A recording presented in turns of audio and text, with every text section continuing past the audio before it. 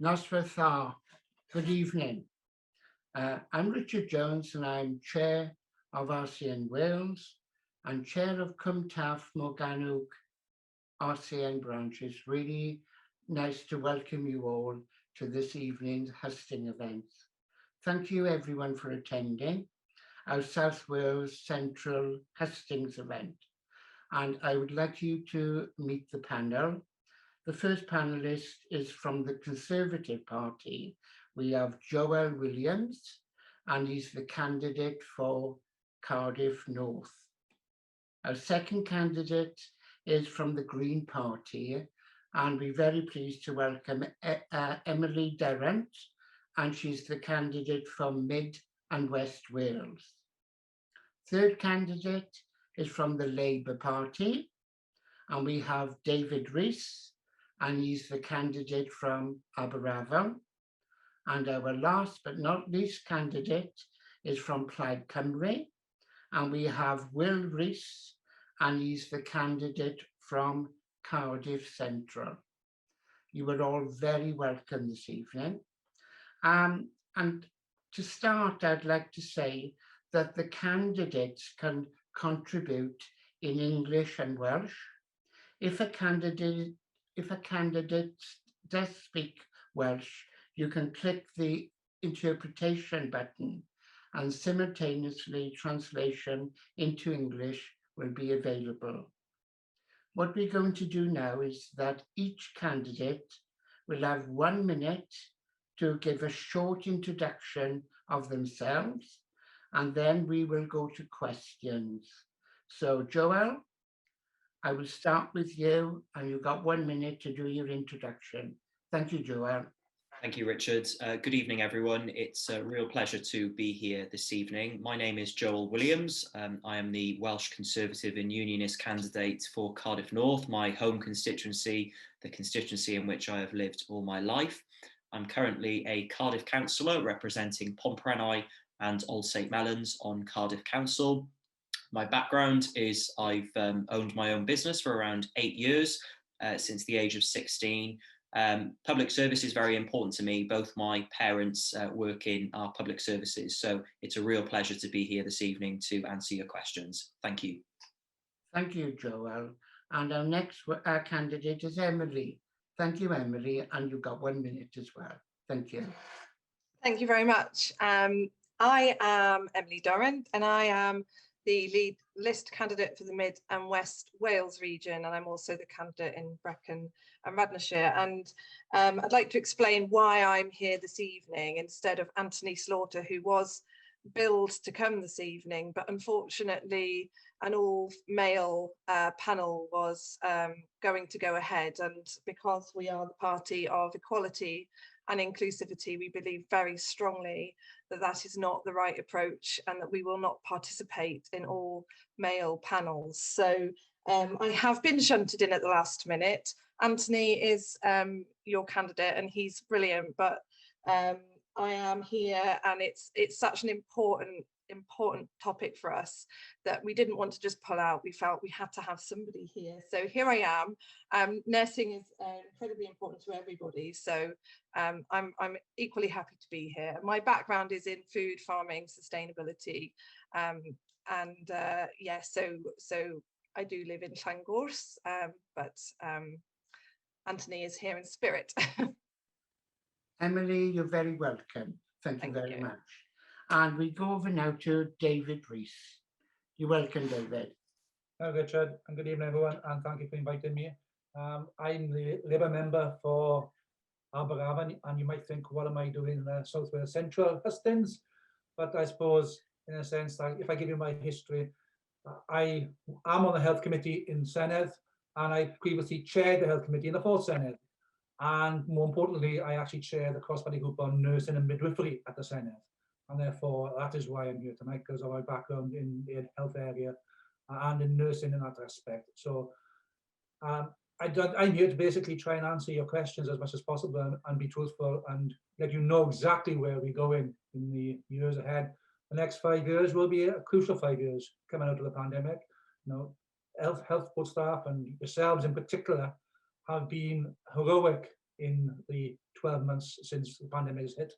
And we must make sure that wherever we go forward, we don't basically burn you out effectively. And we must make sure we take care of our healthcare staff, and you in particular, because when I was in, believe me, I could see the tremendous commitment you gave to the care of patients, and we must make sure that you are looked after as best we can as we move forward with the health sector.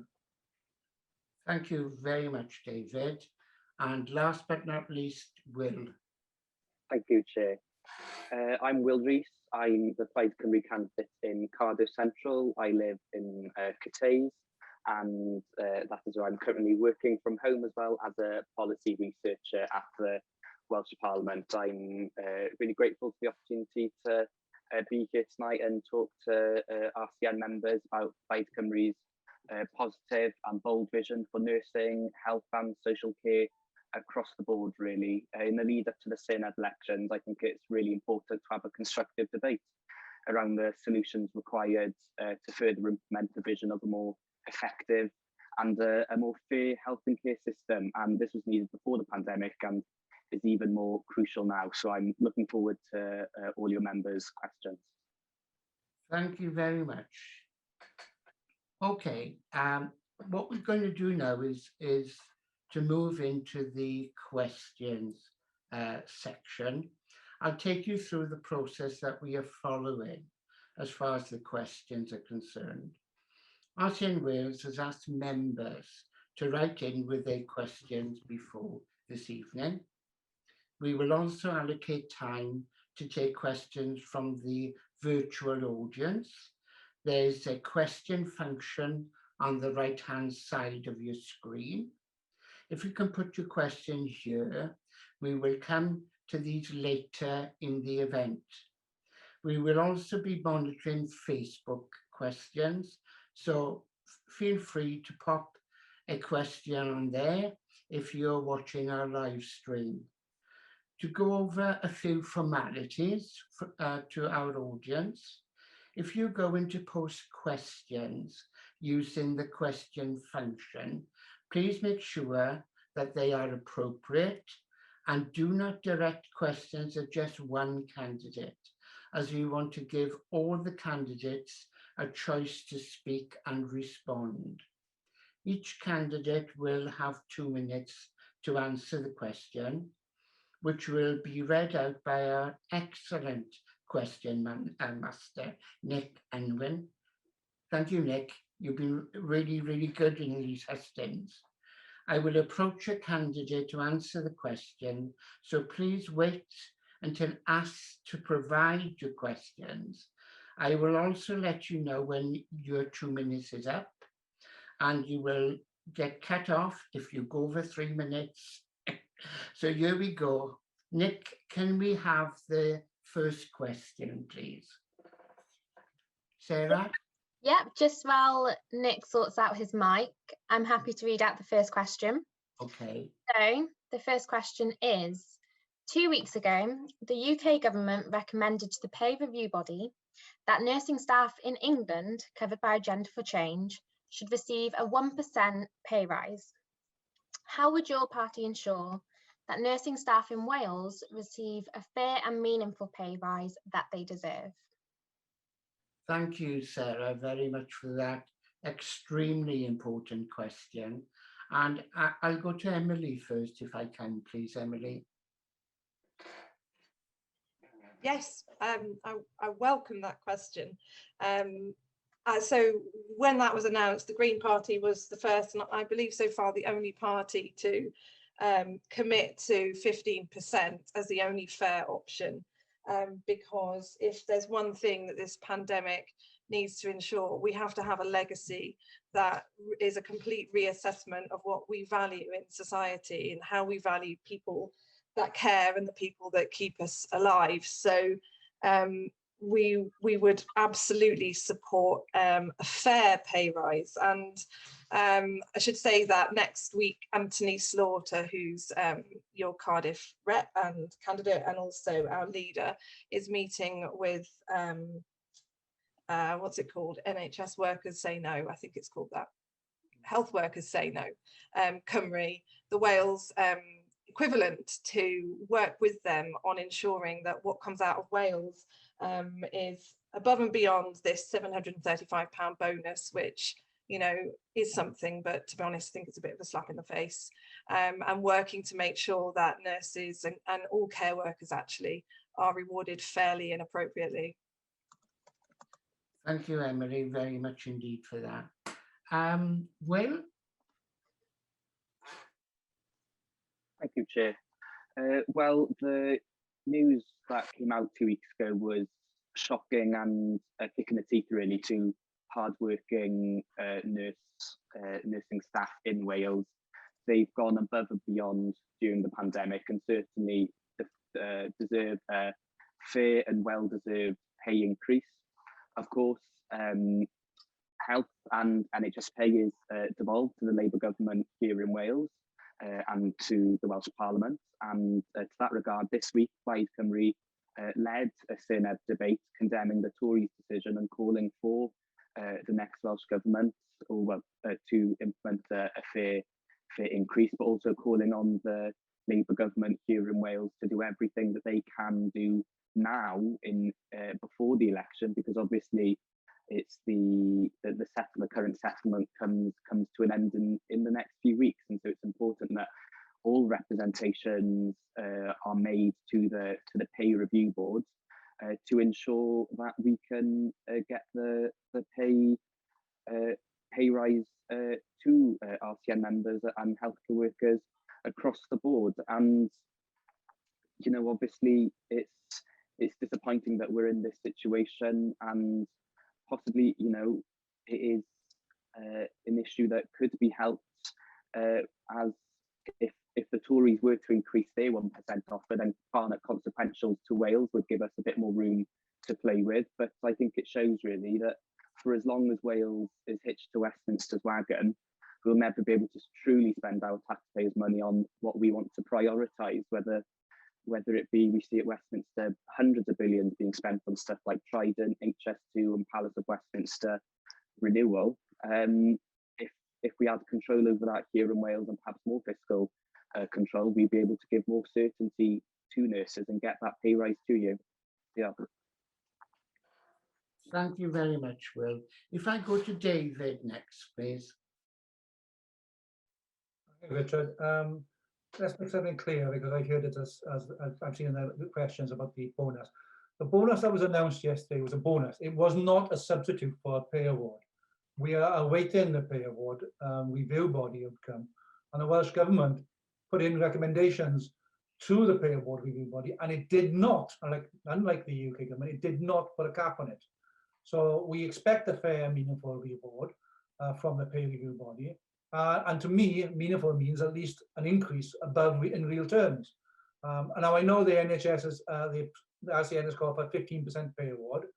And I just heard Emily call for that. And I'd like to ask her simply where does she get the money from to start with, because that's clearly an important question, because unless the UK government gives a 15% pay award, the consequentials don't come down to Wales. So Wales will have to find it from its own health budget to allocate elsewhere. So there are some consequences here. I would back the 15% pay award from the RCN. I stood in the Swansea Castle Square supporting the call for it. But we have to be truthful to ourselves and truthful to you, and that's important. And that if that 15% comes from Westminster, we get the consequentials. We can give it. If the 15% doesn't come from Westminster, we have to find the money from the other parts of the health budget. And that's a very balancing act we have to do. But to me, I think that Westminster putting a 1% cap was actually, some said shock, it was disgraceful. It was disgusting, to be honest. To actually tell staff who have worked like their socks off the last 12 months, who are actually probably on their knees by now because they haven't had breaks in that 12 months. They've been on long shifts in difficult times and doing things with people that families would normally be doing. And so to tell them, sorry, you're going to get a pay cut, I think was disgraceful. They should really, I think, Boris, I think, will U-turn, there's a usual U-turn, but he has to accept the fact that he got it wrong. And we need to get the pay award. And it's fair, meaningful. I think when I looked at the figures, he said a 1% of pay award across the UK would be £500 million. Well, 4% is 2 billion, and he's given 37 billion to Circle for the test and trace system. So finding 4 billion, a 4%, a 4% pay award, and start with is not difficult. And you do that over 10 years, but no, it's a recurring figure. You do over 10 years, that's still only 20 billion. That's still only half of what you're giving Circle. And that's for a 10-year period. And the economy should have recovered by then, start paying for it. So the reality is, I expect the pay review body to come up with a far more fair and meaningful. And we will commit to that. Welsh Government has already said it will deliver the pay review body what it offers. And that's irrespective of what the UK government gives us. We expect the UK government to do it. But we will give that review body's decision. Thank you. Thank you very much, David. I mean, we would welcome a 15% pay award. We've actually asked for 12.5% from the Royal College. Yeah, no, that's okay. I just wanted to make it accurate for people, for everybody. And over to Joel, please. Thank you, Richard. It's always a pleasure to follow David Rees. And I think, unfortunately, David sadly lets himself down because as a member of an elected parliament, a national parliament, to say that 37 billion has gone to Serco is just, quite frankly, inaccurate. But, let's talk about the issue here. And that is, we need to ensure that we can ensure that nurses in the profession they feel valued, that we can recruit people to the nursing profession in Wales. And I think back in January, I met with RCN and I had a very insightful discussion regarding the manifesto asks for the Royal College of Nursing in Wales. And I'm grateful that time had been given for them to speak with me and for me to put my points to them. In Wales, the decisions on nurses' pay is wholly devolved. We have a national parliament that has tax raising powers. So the fact that Westminster does something does not mean that we have to do the same in Wales. Now, my party, the Welsh Conservative and Unionist Party, have made it absolutely clear that we will implement in full the recommendations of the NHS pay review body as an absolute minimum. So I would like David to give the same commitment that Welsh Labour will implement the full recommendations of the NHS pay review body, because that's something that I'm really keen to ensure that we do. Look, I, as an individual, would love to see a greater increase for our nurses. I think our nurses have made tremendous sacrifices over the past year. I've also spoken to nurses who, actually would see a bonus as almost insulting. And, we know that an election is only 5 weeks away. What I know that nurses want to see in Wales is long-term stability, a pay award that isn't just month to month and a bonus here and a bonus there, but actually long-term. That's something I want to work towards. And I want to work with politicians from across the political spectrum to deliver those changes for nurses across Wales. Thank you. Thank you, Joel. I wonder, does David want to come back? Oh, I'm glad you said that. I can't let that go, unfortunately. First of all, to say 37 billion hasn't got a circle, but it has. And in fact, his own ministers in Westminster have indicated that 80% of that was given to track and trace. That means 20% of 37 billion was given to Circle, effectively. So it's, just give that money to the nurses, and thank you very much, you get your pay awards without the 1% cap. And yes, he obviously didn't listen to what I said, because I did say the Welsh Government would be implementing the review body's decision. And that's what we will be doing. So there's no problem on that. And in a sense of, to turn around and say, well, I'm glad he talked about the income tax. I'm assuming the Welsh Tories will now actually commit themselves to increasing income tax to pay for awards here. So that's good news for that as well. Thank you, David. Emily, would you like to come back at all? You're on mute. Right, sorry, found the button. Yeah. Yeah, thank you. I mean, yeah, I'm happily come back, although it's hard for me to disagree. I'm a bit of a fan of David's work. I probably shouldn't say that, but I am. But yeah, I mean, Green Party, there was a question on how we would pay for it. I'm sorry, but this is about priorities. It's always about priorities.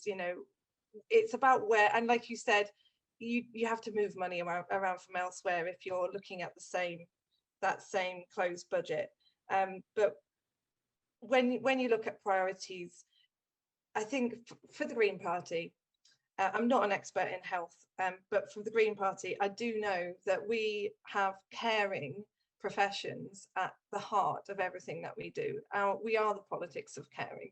So we put care first. Recently, so I'm also a Powys County Councillor, and recently had a motion that I wrote with my colleague to support carers, to stand up for carers, anybody in the caring profession, to write to the Chancellor to ask for an increase in carers allowance, because caring is something in all of its forms that we prioritise. It comes first.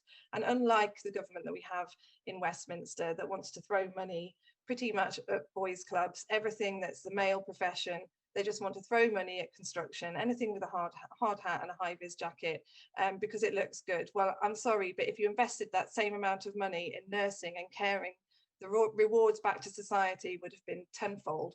That's not an accurate figure. I think it was 8.6-fold or something that the care organisation came up with. But you know, it's about prioritisation at the end of the day. And we do know that this argument about where you're going to get the money from, well, we've just seen what happens in a pandemic. When you need the money, you can find it. Okay, thank you very much. And Will, I'll give you the opportunity to come back if you want to as well. We may well come back to this later today. Who knows? Thank you, Jay. Yes, it's great to have a good discussion on this, and agree with others in terms of it is a matter of priority, and also when you consider what a pay increase would do in terms of making NHS staff and a career in the NHS more attractive, then that would also then decrease the amount of healthcare workers we're seeing being moved over to agency work and contracts instead. And we know that I think it's total spending on agency nurses has increased to almost 70 million from 60 million in the past couple of years. And obviously, whilst there is always going to be a role for agency nursing to cover maternity and sick and sick leave and everything like that, if the pay itself on the main NHS contracts was more, then we can see savings being made in that regard from a reduction in spending on agency. Thank you very much, Will. Can I thank you all for supporting nursing and supporting nurses' pay? That's really good to know from all the political parties. So we'll go back to Nick, and let's see, or is Sarah, is it? You've got me again. Okay, love, okay. Next question, please. Yeah, so if your party was in government, how would you fill the gap of over 1,600 registered nurse vacancies in Wales? Okay, if I go now to Will to be first on this one, please. Yeah, well, plain and simple, we will introduce a national workforce plan to train an additional 1,000 doctors, 4,000 nurses, and then 1,000 allied healthcare professionals such as midwives, physiotherapists, and occupational therapists. I think that's a real must and is going to have to be a priority for the next Welsh government. We've seen the workforce really stretch very thinly over the past year. We need to bounce back from that. And in terms of being able to get that, we're going to be looking at things in terms of increasing the number of homegrown workforce through investment in things like the medical schools and training, and including the accelerating the development of the medical school in Bangor in North Wales. And I'm glad to see that after 5 years of saying that Plaid Cymru's call for a medical school in North Wales was unnecessary and couldn't be implemented, that today Welsh Labour have gotten round to that. And also on the other end, in terms of filling vacancies, you've got the recruitment side that I've already talked about, but we also need to ensure that we're retaining workers. And sadly, we are seeing in the past year, there's, I think, been an almost 30% increase in healthcare staff leaving the health service at the time when we need them to stay there the most. And so Plaid Cymru will also establish an NHS nursing retention strategy to halt this damaging and costly exodus of nursing staff. And we can do this by providing financial support for full-time nursing students and creating a national nursing apprenticeship scheme, for example, and also allowing for a follow-on study and provide free continuing professional development. So it's really the recruitment, the retaining, and then the retraining. Okay, can I just come back to you, and Will, on one point that you just made? So you said free continuing professional development. So is that going to be funded? Would you fund that? Yes. So that would be from the Welsh Government then, to help ensure that we are getting the best trained nurses continually training and staying in their roles. Thank you very much, Will. If I go next to Joel, please. Thank you, Richard. Well, the Welsh Conservatives would introduce a recruit, train and retain policy for health and social care, as announced in our 2020 conference. Now, our manifesto will provide more details on that. So, I'm going to keep you all in suspense, but it's absolutely vital that, we've got 1,600 nursing vacancies. And one thing that I think we really need to do is we need to have a root and branch review into why are people leaving the nursing profession and what can we do to address that? What can we do to recruit more people to the nursing profession? And then what are we doing to actually ensure that as politicians, we are listening to the legitimate concerns that nurses up and down and across Wales have? And I think that, that's a really important question you ask about the vacancies, because Will's already mentioned the reliance on agency, and really what I want to see are people in stable, secure employment with good terms and conditions of employment, which I'm sure the RCN also want to see, and that we can all work together to resolve the vacancy problem that we currently have in the Welsh NHS. And in summary, I have to say that it's absolutely vital that our NHS receives the funding and support that it needs. Now, in the last 10 years, the SNP have increased our NHS funding. In England, the Liberal Democrats and the Conservatives, when they were in coalition, and then after that in 2015, the Conservatives have. The only place that has sadly seen a reduction in NHS spending was in Wales back in 2011 under Welsh Labour. And I think really that took a lot of money out of the Welsh NHS, and really that is quite unacceptable. Okay, can I push you as well as I did with Will, because our medical colleague, quite rightly, have protected time for continuing professional development. What's your party's commitment to that? Well, I mean, what I would like to see is I would like to ensure that any CPD, continued professional development, that is afforded to nurses does not mean that they are in detriment in respects to any leave or holiday entitlements that they would be entitled to. So when you talk about the protected status, so to speak, we need to be incredibly mindful of that and ensure that any policies that we introduce do not have a detrimental effect on nurses, Richard. Okay, thank you very much. David? Thank you, Richard. Welsh Government in the last 5 years has seen an 11.8% increase in numbers and the workforce are growing. So we are seeing an increase, but as the question pointed out, we are still way off the numbers. Let's be honest about this, and we got a lot to do. And how do we attract them in? And it's not just pay you attract them in by. It's also the conditions and support you get when you're there. We should not be putting people into a situation where they're so stressed that they want to get out again. I think that's one of the problems we've been facing. And both previous speakers have said retention, and that's going to be part of the retention program, is how do we take some of the stress and some of the pressures off staff when they are there so that they can do their job properly. Now, the nurse staffing level builds as a process towards that.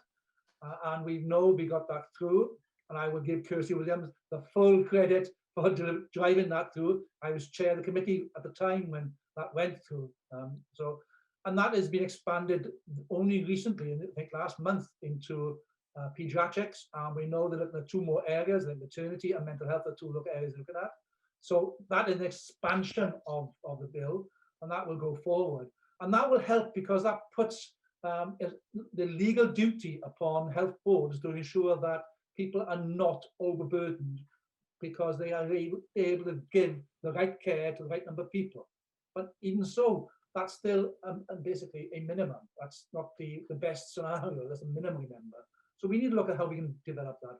So we need to look at the practices in place. Now, it's not about policies, about getting things right. It's about actually delivering on the awards and making sure people have the protected time. My wife was a radiographer, and she struggled to get protected time, as her colleagues did, because they're under so much pressure. And that's the agenda we have to address, to reduce the pressure, to give people actually the freedom to have the protected time and to be able to do that development.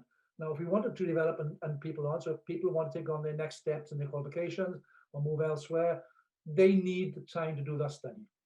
So protected time is critical in delivering that. But I know every one of you is committed to the patients you care for. And therefore, if we don't give you protected time, you will use your time to care for your patients. So it's taking the pressure off. So there's 2 questions. How do we recruit more? And the workforce planning is in place, and that is looking at how HEIW will develop more. But also, how do we put in place systems to allow people to have less pressure upon them, so they don't go for agency work. They don't need to go to agencies because the work-life balance is okay in the hospitals, and that's what we have to address. Okay, thank you very much for that, David. And Emily. Thank you. I was getting excited that nobody had mentioned my point until David mentioned working conditions. But, you know, nursing is such a fantastic profession. I'm sure we all know many nurses, and it's so diverse. And the progression options are exciting. So it's certainly not that the profession isn't attractive enough. We do need to get real, and we do need to accept that pay does have an impact. Of course, it's not just about pay, but at the end of the day, we do expect to be rewarded fairly. And if you're not rewarded fairly, it doesn't feel right, and it brings you down. So we have to address nurses' pay. I mean, we can all use flashy titles like recruit, train and retain, but you know, that's meaningless at the end of the day. Of course we need to recruit and train.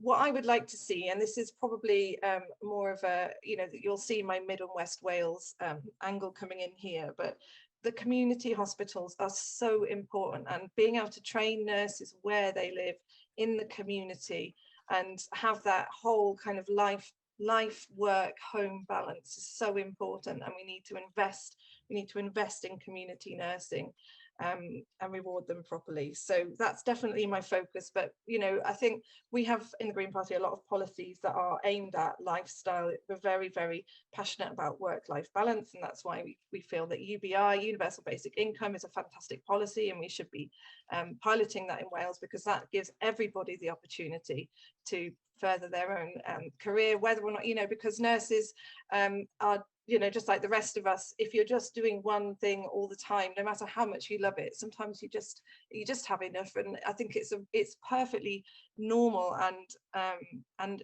something we should encourage, that people have other hobbies, and in our everyday life we just don't really have time for that. And you know, I'm a single working mother, and it's tough.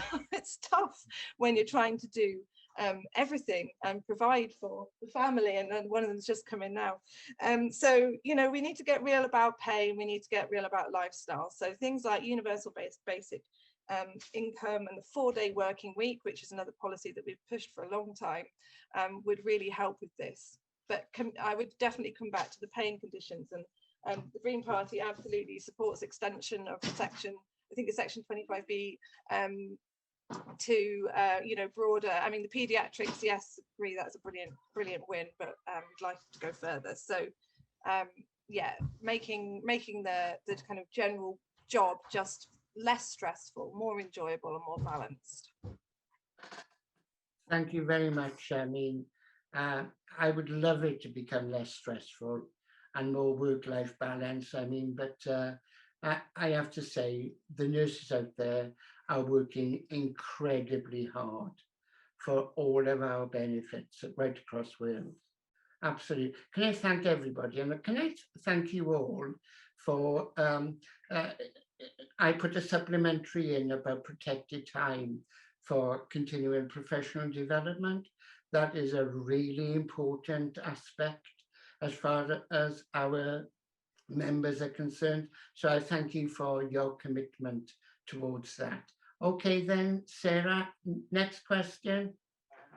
The next question is about nursing students. So, what would your party do to support students financially if you were in power?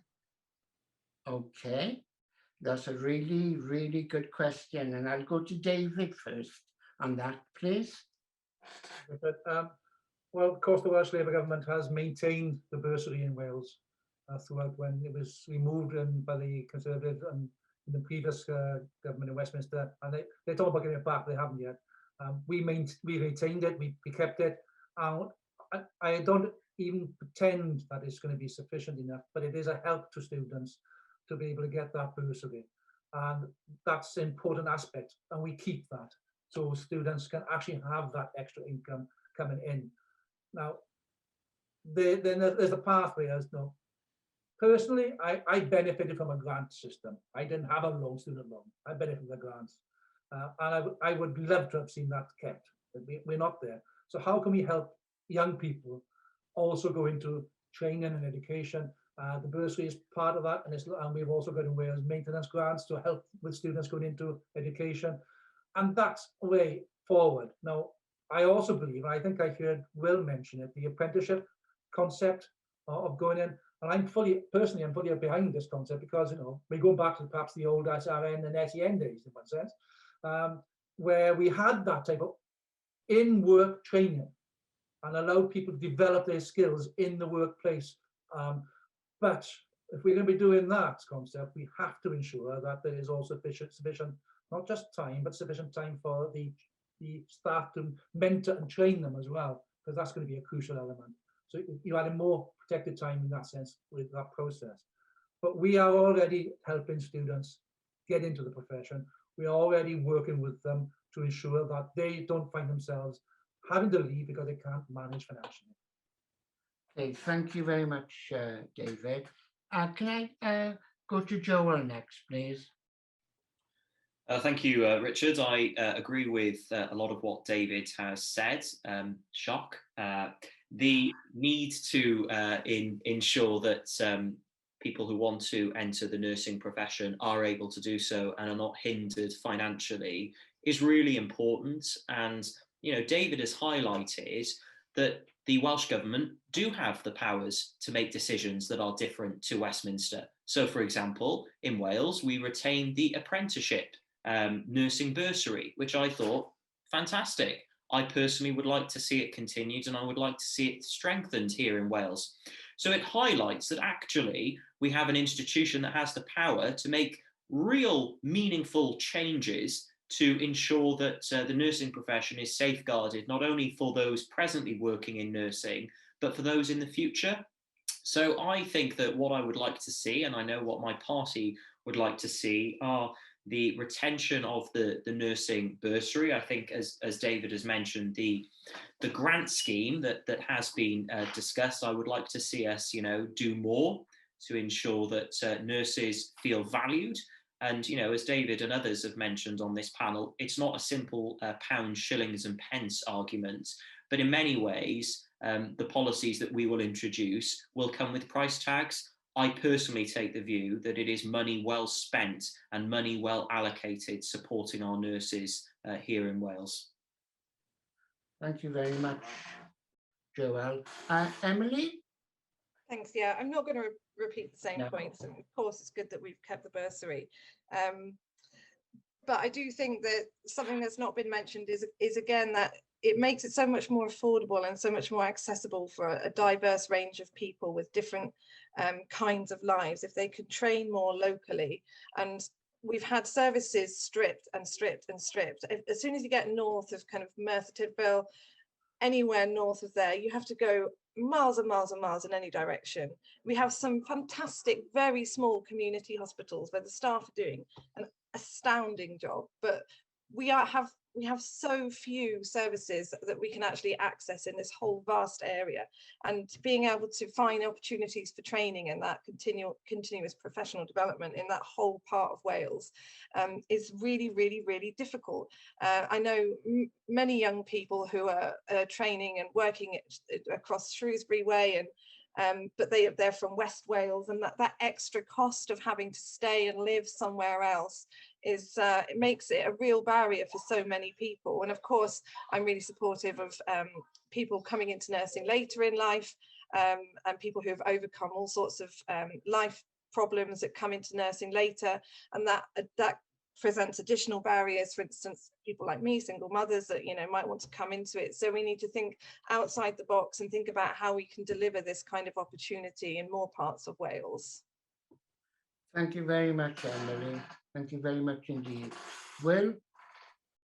Thank you. And yes, to build on what Emily has said, really, it's important to for people to be able to train it in as close to home as possible if they want, as that can help save money for them. And we'd like to see the end of the cap on the number of clinical students admitted to universities and medical schools in Wales, and aim to treble the number of medical school places in Wales overall. And also then, as we've talked about, retain the bursary and provide financial support for full-time nursing students, and the apprenticeship schemes, which I've already mentioned. And I think it's important that when we are seeing nurses who are still in their training phases, but out on the wards and doing the work, that they're getting paid for that, because the level of care they're providing is still the same level really as what the qualified nurses will be doing. And also, I think what Plaid Cymru would like to see, especially in the hard to recruit areas and specialisms, we want to offer financial incentive there to new healthcare staff, and create a Welsh version almost of the United States National Health Service Corps, which since the 1960s there has been sending newly qualified clinical practitioners to underserved areas with scholarships offered to those willing to take part in advance of their training, and then also finally to write off debt to those doing that post-graduation. Okay, thank you very much. Very interesting answers to the question. Thank you very much indeed. I mean, students are our lifeblood. They are the future of nursing right across Wales, right across the United Kingdom. And my view is that we should use as many different methods that we can to encourage people to actually come and train in Wales, to be educated in Wales, and then to stay in Wales and actually deliver their nursing skills for us. That's me, sorry. Okay, Sarah? How will your party encourage more people to be nurses in care homes, and how would you support the current care home workforce? Really, really important question there. Extremely important. We have seen in the pandemic them coming to the forefront and supporting our patients in the care homes. Really, really important to have registered nurses and nurses in the nursing family in the care home sector actually be seen to be as important as people working on the front line in the NHS. So my first, the first person I'm going to will be Joelle, please. Thank you. Well, it's very important that we address some of the significant challenges that exist in social care in Wales.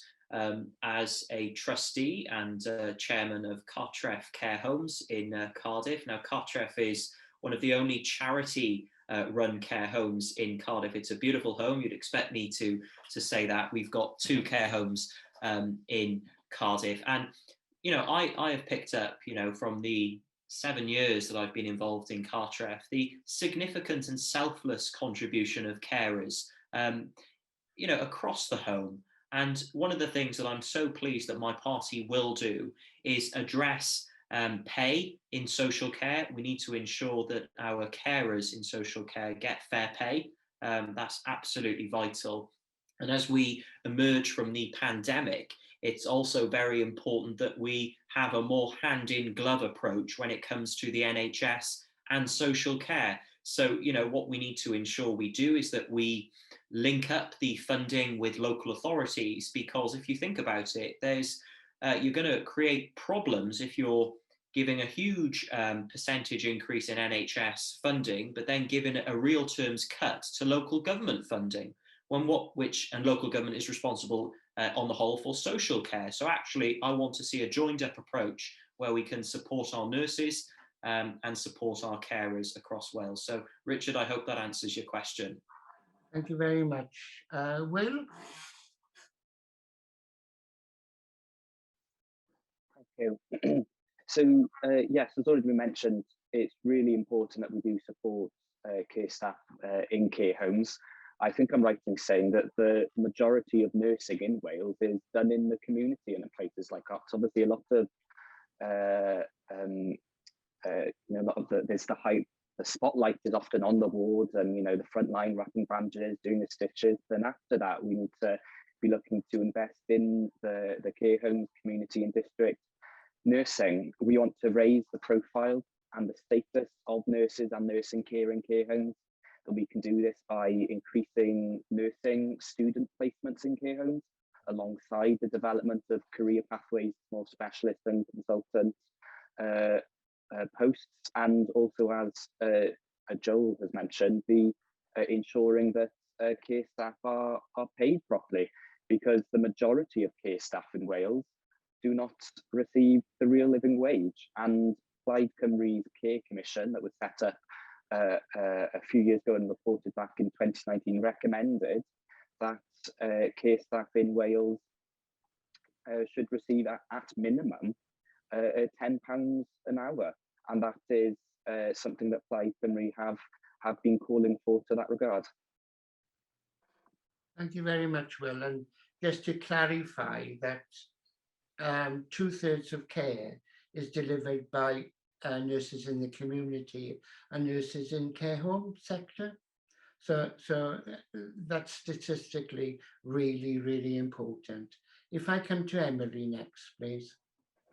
Thank you. Yeah. I mean, this is a topic that's that I'm just feel so strongly about, and that's why I worked with my colleague in the opposition on Paris Council to bring the motion that I mentioned earlier that we successfully passed as opposition parties, which asks the council to stand up for carers in a number of ways, and one of them is just purely that recognition of this huge amount of work that they do. And whilst I realise we are talking about professional carers here, but also unpaid carers, that are doing this work day in, day out. And a colleague of mine calculated he gets pennies an hour, because he gets paid apparently by the public purse, but they say it's 35 hours a week, but he does more like, well, he's there all the time. He cares for his grandparents full time, all day, all night.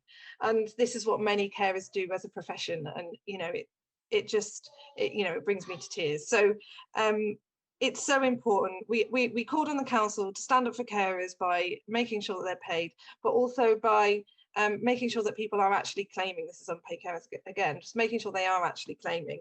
So getting the council to contact and publicise and promote claiming for the care work that they actually do, but also writing to the Chancellor, Rishi Sunak, to call on him to increase pay for carers. So it is something that's so central to the Green Party. I mean, in our manifesto, which you'll see very soon, we do say that care workers need to be, the whole profession needs to be resourced so that care workers are remunerated properly, but also that we need to make the experience more enjoyable. And I think we can do that by properly integrating. We all know there's this aspiration to integrate the health and the social care in local authorities and on the health boards, but it's actually really, really, really difficult to do. And in Powys, we have Powys Teaching Health Board and Powys County Council. So we do have an opportunity to actually bring it together in a way that probably other health boards don't really have. Yeah, it's still really challenging. So I'm accepting that it's challenging, but I do think that this needs to be prioritized. It needs to move up the priorities, and it needs to actually, it needs to work. And we need to think about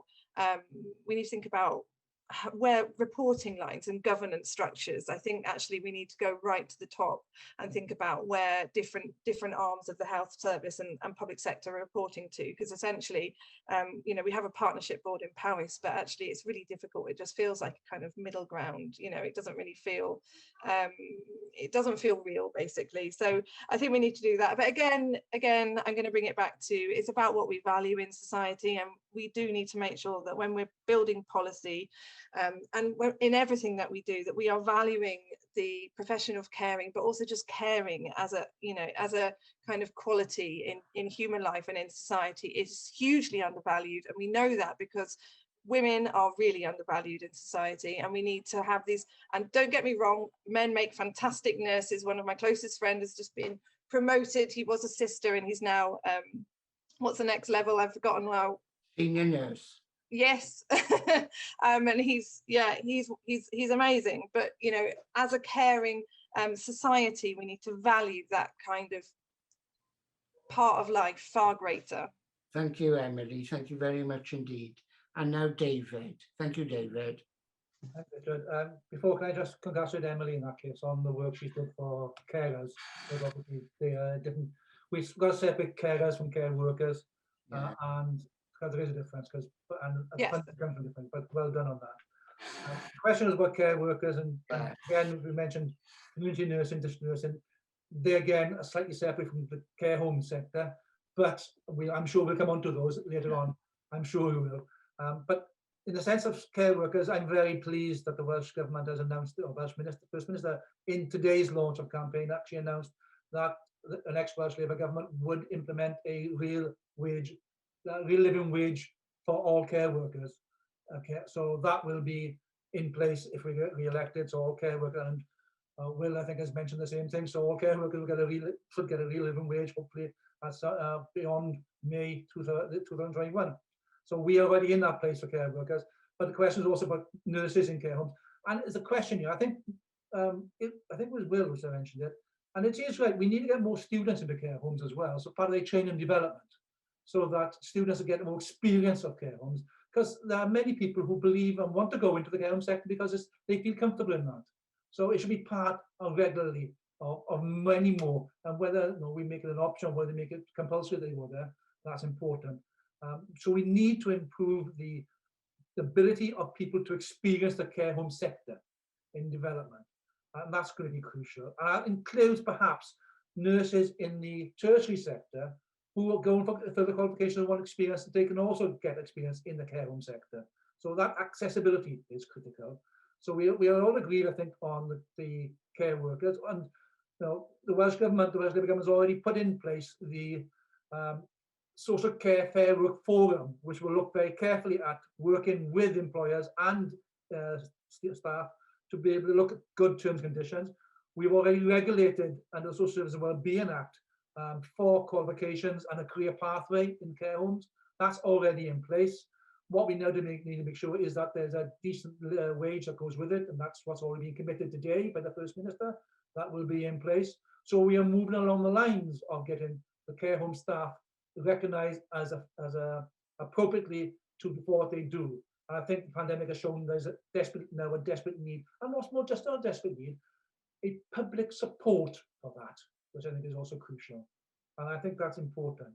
But we still have much to do. How do we integrate care and social and health? That's a crucial element. Personally, I'm not all for creating one simple body, because there's a lot of governance questions, a lot of management questions on that. We've got an integrated care fund, which allows process to be done. There are schemes already in place. We are moving in that direction. We are going in that path already. We are seeing a more seamless approach in pilots What we want is those pilots to be rolled out across Wales when they're successful. That's what needs to be done now.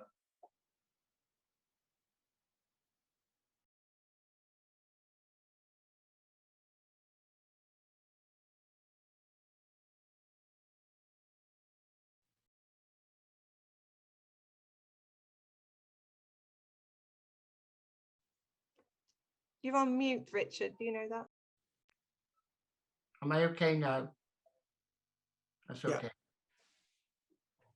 I've been nursing now 50 years, and this has been a question that's been asked in the whole of my 50 years in the profession. So I hope the next government actually takes this really forward. Thank you very much. Can we have the next question, please? You can. Can you hear me, first of all? I can. Excellent. Then the next question is, will your party commit to extending Section 25B of the Nurse Staffing Levels Wales Act 2016 to community nursing and mental health inpatient wards? Okay.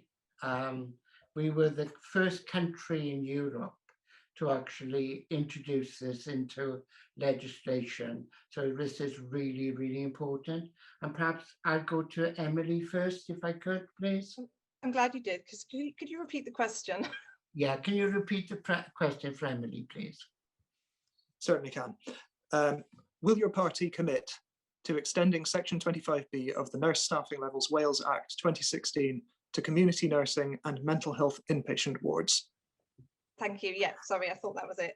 Yeah, as I said earlier, absolutely, it's really important, and I can't stop going on about the importance of community nursing enough. So a simple answer is yes. Yeah, lovely. That's good. I like to get a straightforward answer from politicians. That's really, really good. Will? Yes, of course, and it's really good to see the development of this act and its extension. I remember years back looking at when studying for my university degree, this was a case study of a policy solution that we were looking at in terms of how stakeholders like yourself can achieve effective change and positive outcomes for your patients. So a Plaid Cymru government will invest in the range and quality of care in the community by extending Section 25B of the nurse staffing levels to cover the specifics that you mentioned, the community nursing, and increasing the number of district nurses and nurses with community master's degree. So yes, so I feel like that is certainly something that we can support and look forward to helping and extending. So I think I'm right. I think David's already mentioned in saying that there are a couple of other areas where the evidence is on its way to being presented to government that will provide that certainty. And so I say it's important we look at the evidence, because obviously what we don't want to see is when requirements on safe staffing levels are put on one aspect, that we don't see stuff being pulled away from other crucial services. But when the evidence is there, certainly to extend that. And so let's get cracking. Thank you very much, Will, for that. And David next, please. Thank you, Richard. Well, yes, there's no question about that, because when the bill went through, and I remember, because I was chairing the committee at the time, one of the concerns was the unintended consequences. And Will has highlighted that, and I think we've seen it, unfortunately, when they have a legal duty to ensure the acute medical wards are properly staffed by the law. They have a duty, they have to do it, but they don't pull staff off from mental health wards or other wards, which I see they are doing. So we've got to stop that. But it has to be evidence-based. Everybody agrees that it has to be evidence-based. So as the evidence is coming through, and we'll be putting it more through, we just done the pediatrics because the evidence was there. I know that we're almost there, I think, on two, I think those are the two already. Mental health and community might be, otherwise mental health and maternity, but I know maternity is also getting another aspect. So once the evidence comes in, the regulation should be able to be approved. This is not an aspect of, it's an aspect of Senedd approving it, but it's not a bill per se, it's a regulation. So once the evidence comes through, the government can put forward the regulation to include the new sector, and we fully support it. We've already done it with pediatrics. We've shown that once the evidence comes in, we go with it, and that's what the bill. That's what the bill was designed for. So we actually managed that. one of the things I mentioned in the bill came through, and we highlighted this at the point in time, but as we put the bill through and more regulations get into place, it highlights the need for more staff to be trained, because you need more staff there, because you can't keep pulling them from other places. So there won't be anyone left. So it puts hand in hand with the training and development of more nurses, as well as the staffing levels in those wards in particular. Thank you, David. And Joel, please. Thank you, Richard. I think the nursing staffing levels Wales Act was introduced, I think it would have been around 5 years ago now, maybe I think 2016. 2016. In terms of the evidence-based approach that David says, I mean, who could disagree that what is reasonable is that we have an evidence-based approach to policy? And I think that that's something that all panel members will agree with. What vexes me, Richard, is it's a very important question. And, as someone who's been in nursing for 50 years, such as yourself, for you to say that this has been a continuous issue for almost half a century, sorry to make you feel old, but, half a century. And it's really important that, if you're saying this was a challenge back when you started, and it is still a challenge now, what are politicians doing to address those challenges? And, I really hope that we can make positive progress on this. So we see, as panel members have already committed to an extension of section 25B, so we can really ensure that nurses have the correct level of support, and that is set out in law. Thank you very much. I mean, I'm very proud of what we've achieved already as far as Wales is concerned, and Scotland has actually followed us as well. And we as an RCN, a UK RCN organisation, has got this as one of our key challenges, to include Northern Ireland and England in this as well. So we've got it right across the United Kingdom. But thank you all for your commitment. Next question, please, Nick.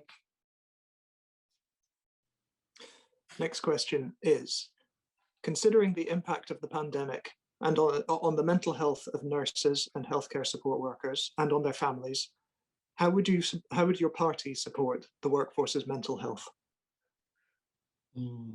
Absolutely. And I think we'll come to Joel first on this one. Thank you, Richard. It's a very, I think, timely question, given the significant pressures and challenges that nurses have been faced with over the past 12 months. And, what struck me when speaking to some friends who are nurses is that it's very difficult, because it almost becomes a 24/7 job, because you go home and you see your family and you talk to your family about the significant challenges. And as a result, there is definitely a need to do more to ensure that nurses who are facing mental health challenges are able to access timely support. And I'd like to go further. We're in an RCN Hustings. I mean, when I met with Mind Cymru, one of the challenges that they identified to me were the huge waiting lists for members of the public to access mental health support. So much so that many people are ending up in a crisis situation, when actually, if we had seen people sooner, we could have mitigated and addressed some of the concerns that they were facing. Bringing it back to nurses, it's very important that we have the wraparound, the scaffolding to support nurses. If we want to keep people in nursing, we need to do the right thing. And the right thing would be ensuring that nurses have access to timely mental health support. And that's something that I'm sure all panel members will join me in saying that they want to see. And is your party committed to that? Well, I mean, I have to say, if my party wasn't committed to that, I would be saying that they should be committed to that. It is not it's not a big ask, is it, Richard, to provide mental health support to our hardworking nurses in Wales? Thank you very much for that. Emily? Thank you. I mean, yeah, I do agree with Joel, and really, again, it is just about providing that working environment that is caring, in a reciprocal way, and making sure that stress levels are kept to the minimum possible, and of course supporting the extension of section 25B is part and parcel of that. So it's just that continuous making sure that we're providing a working environment that's sorry, bug. That's less stressful, and I've said it before, but Green Party policy to pilot what and essentially bring in UBI and a 4-day working week is, it's all about life balance and health and well-being. So yeah, I think that's that. Thank you very much. David? Yes, I think we're already supporting Yeah. staff. We recognise very much the challenges staff have faced during the pandemic and the pressures placed upon staff. It's very easy to ignore that sometimes when people go through their jobs, they do it, they go home. But there's a definitely pressure, and the Welsh Government has already identified that and has made sure that health boards are also already supporting and put in place systems to support mental health well-being of its staff. So the continuation of that is undoubtedly important and will continue. I'm actually chairing, I think, a cross-party group on the nursing. I think it's next week, and we are talking literally about that issue in particular. So we will be continuing to raise that. So the answer is we are doing it now, and we'll be keeping on doing it. Thank you very much indeed. And Will? Thank you, Chair. Yes, certainly. I think it's around 76% of RCN Wales members have reported in the annual survey experiencing an increase in stress levels during the pandemic, and I think it's over half have voiced that staff morale has worsened. And so that combination of stress and reduced morale is not conducive to a happy work environment and can lead to a worsening of the workforce shortage and staff considering to leave the healthcare professions due to increased mental health problems. And so in an already demanding role, Plaid Cymru recognise the trauma and the exhaustion our healthcare staff are facing as a result of COVID-19, and we need to plan our services in the next 2 years accordingly, and we will ensure that health and social staff, including nurses, have access to the counselling and other support services that they need. And obviously that goes to the wider question of mental health services across the board, and having already secured, I believe, an extra £20 million for mental health treatment as an effective opposition party in the Senedd, we will continue to call for increased funding and improved access to trained counsellors and therapists in the community widely, but also for our frontline workers in health service. Thank you all very much for that and for your commitment towards that. I have never, in the whole of my career, ever seen nurses so stressed and so exhausted as they are. And I think that this support should be support that is ongoing, because I think we're going to feel the effects of this for a long time to come. So thank you very much for that. So it's 7:10, so next question, Nick, please.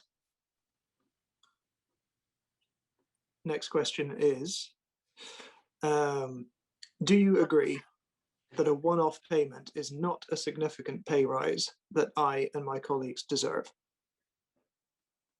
So I presume that that's the one-off payment that has been announced today, yesterday, sorry. So I think I'll go to David first. Thank you very much, David.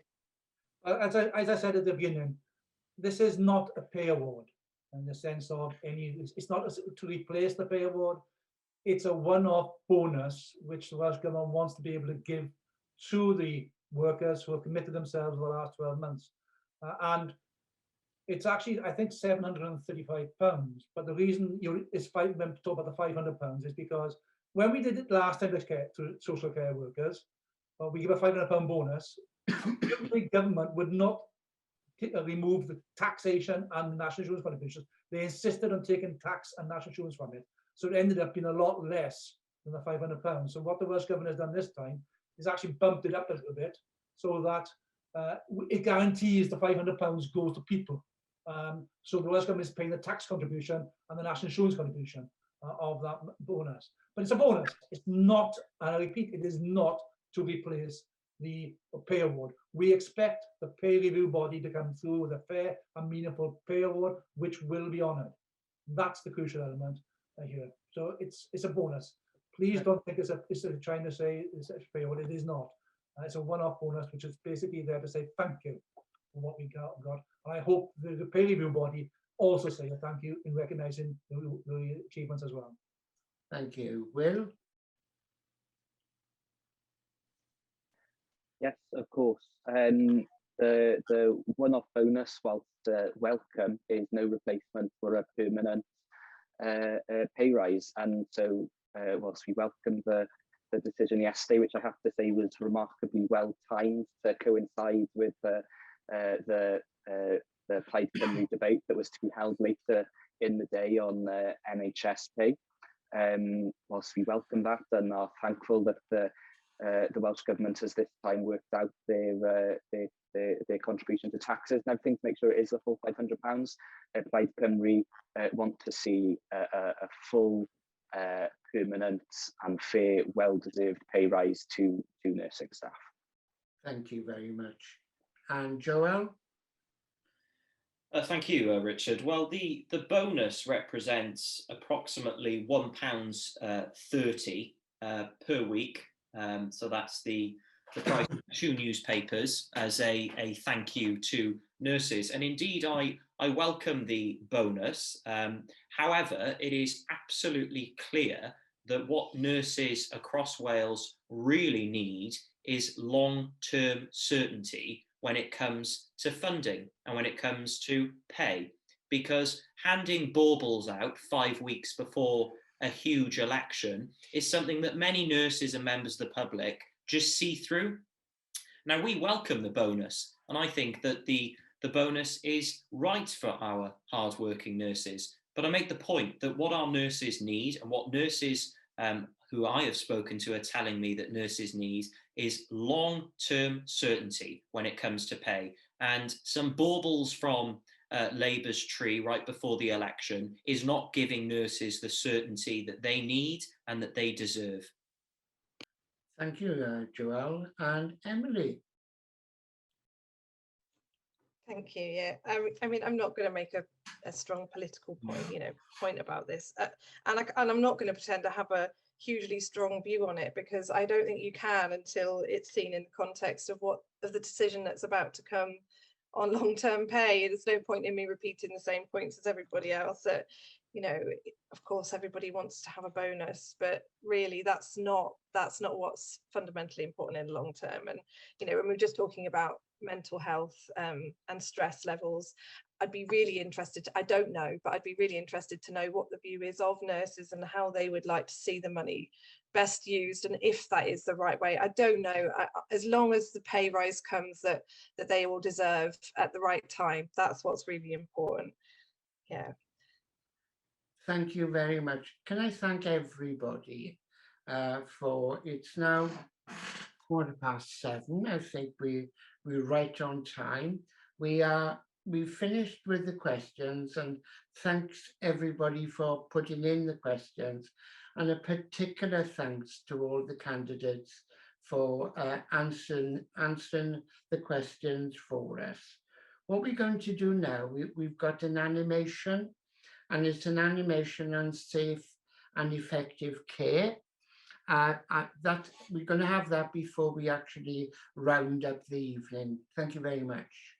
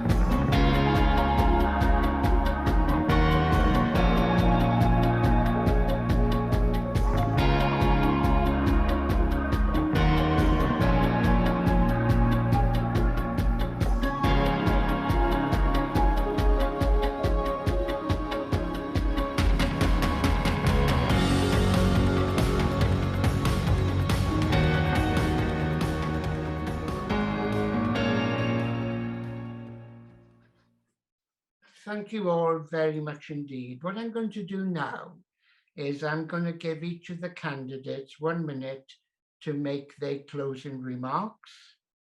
And if I go first of all, I think I'll go to Emily first. Thank you, Emily. Thank you.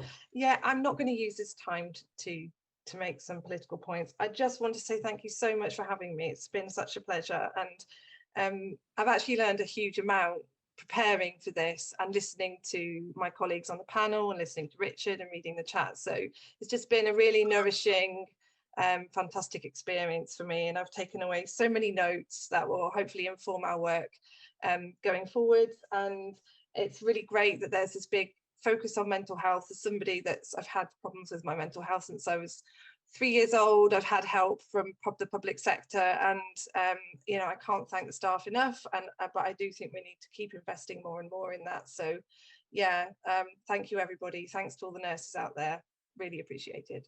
And we appreciate you coming. Thank you, Emily. Will? Thank you, Chair. Yes, to agree with Emily there, thank you very, very much for the invitation to come and speak with RCN members tonight. I'm not sure about others, but for me, it's the first event of what I'm sure will be a very busy election campaign calendar, and I've enjoyed laying out the vision that Plaid Cymru has for nurses and the health and social care system in Wales. And so just to reiterate my thanks, I've learned a lot, and the final message I suppose will be on the May the 6th. Vote for Wales, vote for Plaid Cymru. Thank you very much, Will. And Joelle?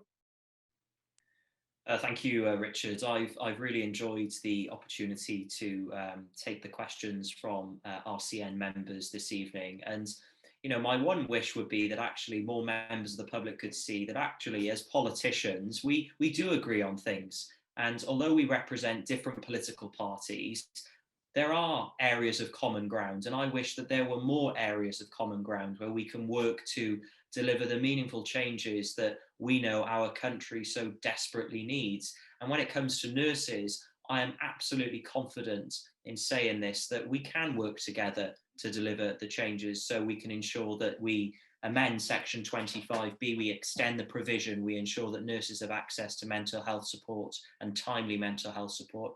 It's been a real privilege to attend this evening, and I'm very grateful, so thank you. Thank you, Joel, indeed. And David?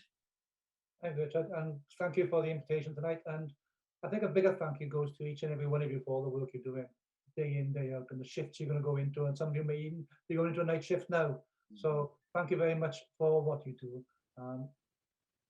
I just hope that whatever outcome happens on May the 6th, that from what you've heard tonight, everybody seems to believe that you deserve better, you deserve more, and you deserve time to do it.